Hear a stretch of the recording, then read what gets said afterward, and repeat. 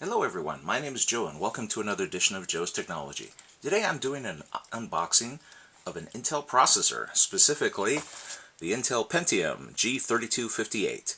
This is an LGA 1150 socketed processor, and it's very popular because, well, for one thing, Intel is celebrating 20 years with the Pentium brand, and in order to celebrate, they've created this processor which has an unlocked multiplier. This processor is really not that expensive. It only has 2 cores and 2 threads, and it doesn't support hyperthreading. Think of it as the little brother of the i3.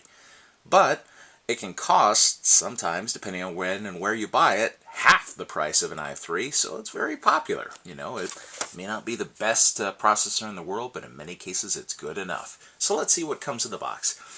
Typical for Intel boxes, you know, you've got the hey, we got McAfee inside. Well, too bad. This processor is going into a computer, at least for me, that's going to run Linux, so I don't care about the software. I get mine for free. And it's got little details on it, product information, and of course you can see the processor sticking out the top. The rest of the box is basically just the heatsink. And here, let's see. Try not to cut myself on camera. There we go. So break the factory seal, and let's see what we get. There probably won't be anything more in here other than the CPU itself and the heatsink, but it's always fun to look. Oh, you know what? Here, let's get the heatsink out. This is a pretty standard heatsink. We see this exact same heatsink, probably, in fact, yeah, I think it's the very same one that I've been getting in i3s, i5s, i7s. Normally, I never use these. However, in my case, I'm not actually planning on overclocking my processor. I have a special purpose in mind for it.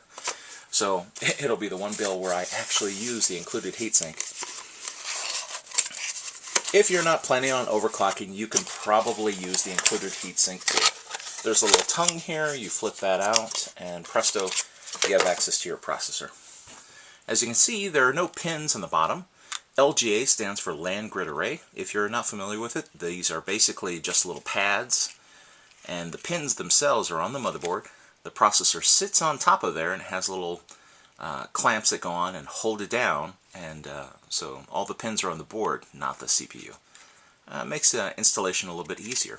It looks like this particular processor was made in Costa Rica, which, well, that's nice. I didn't realize Intel had a fab there.